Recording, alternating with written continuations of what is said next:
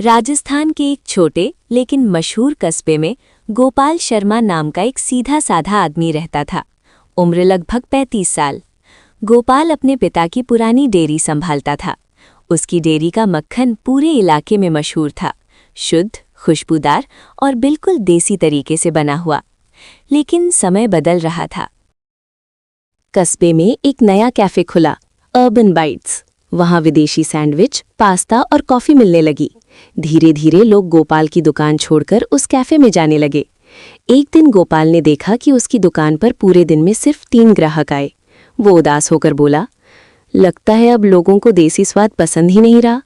तभी उसकी पत्नी सीमा, 32 वर्ष, ने कहा, स्वाद नहीं बदला है गोपाल, बस तरीका बदल गया है। तुम भी कुछ नया सोचो। गोपाल ने पहली बार सोचा, क्या देसी मक्खन से कुछ नया बनाया जा सकता है? उसी रात उसने इंटरनेट पर विदेशी सैंडविच की तस्वीरें देखीं।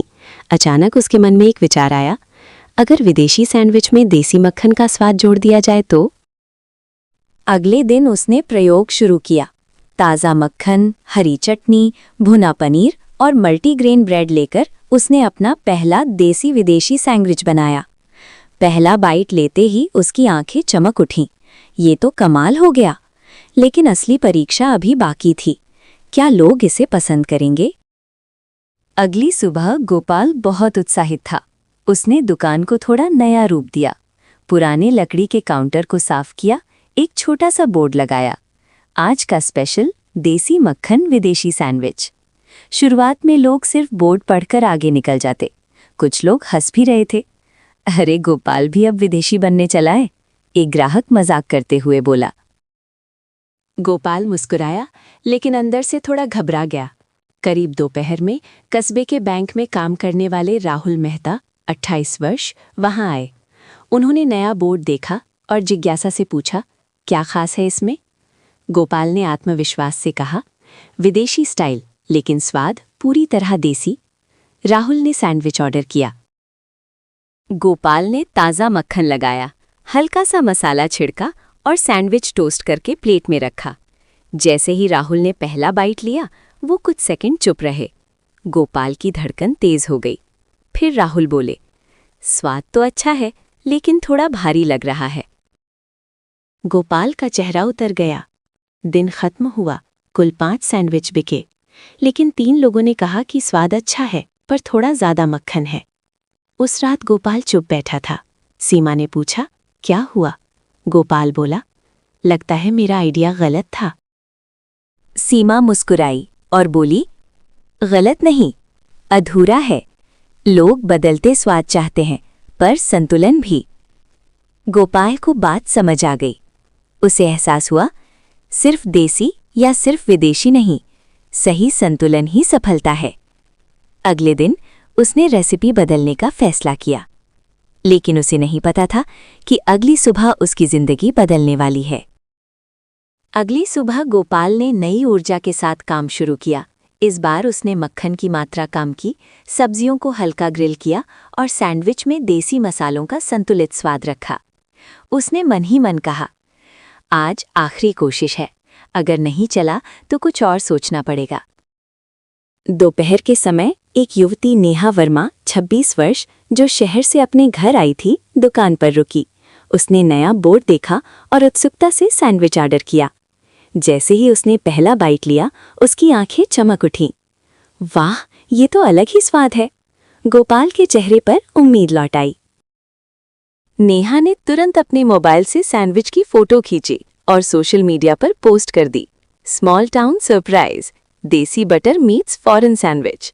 गोपाल को इसकी ज्यादा समझ नहीं थी, लेकिन शाम तक कुछ अजीब होने लगा। एक एक करके नए ग्राहक आने लगे। भैया, वही वायरल वाला सैंडविच देना, इंटरनेट पर देखा था, टेस्ट करना है। गोपाल हैरान रह गया। उसकी छोटी सी दुकान पर पहली बार लाइन लग गई। शाम तक सारे ब्रेड और मक्खन खत्म हो गए। गोपाल ने खुशी से सीमा से कहा, आज तो पूरा स्टॉक खत्म हो गया। सीमा मुस्कुराई। देखा, जब मेहनत और नया सोच साथ आते हैं तो किस्मत भी साथ देती है। लेकिन सफलता के साथ एक नई चुनौती भी आने वाली थी। कस्बे का बड़ा कैफे अर्बन बाइट्स अब गोपाल की बढ़ती लोकप्रियता से परेशान हो चुका था। गोपाल की दुकान अब कस्बे की नई पहचान बन चुकी थी। सुबह से शाम तक ग्राहकों की लाइन लगी रहती।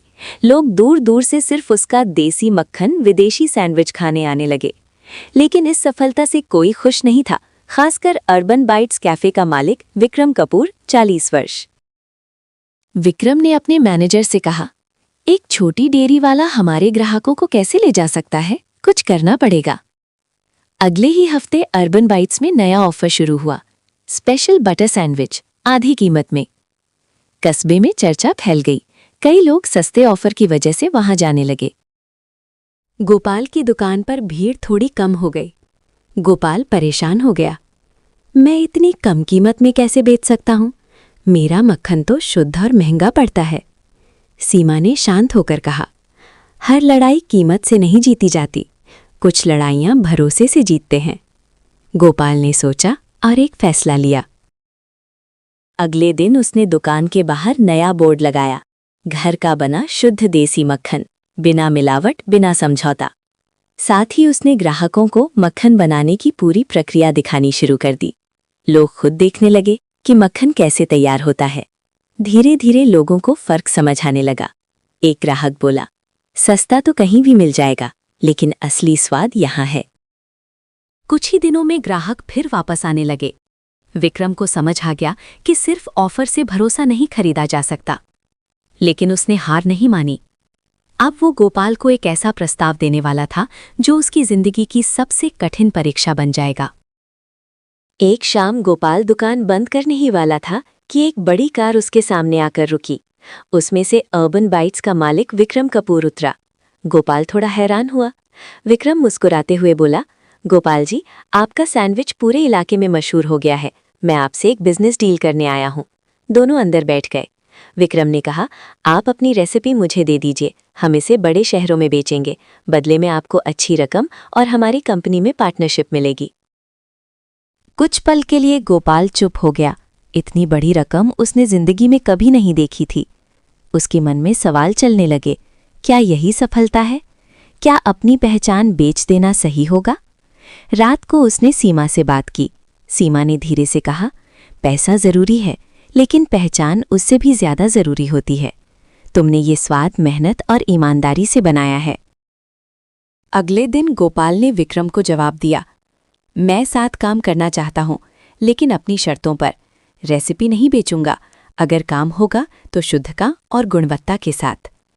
विक्रम कुछ देर चुप रहा, फिर मुस्कुराया। यही वजह है कि लोग आपको पसंद करते हैं।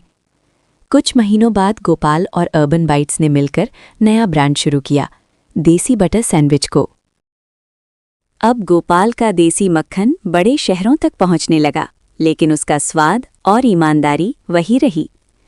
गोपाल ने समझ लिया, सफलता का असली स्वाद तब आता है जब आधुनिकता और परंपरा साथ चलें। कहानी की सीख, मॉरल, नया अपनाना गलत नहीं, लेकिन अपनी जड़ों और ईमानदारी को कभी नहीं छोड़ना चाहिए।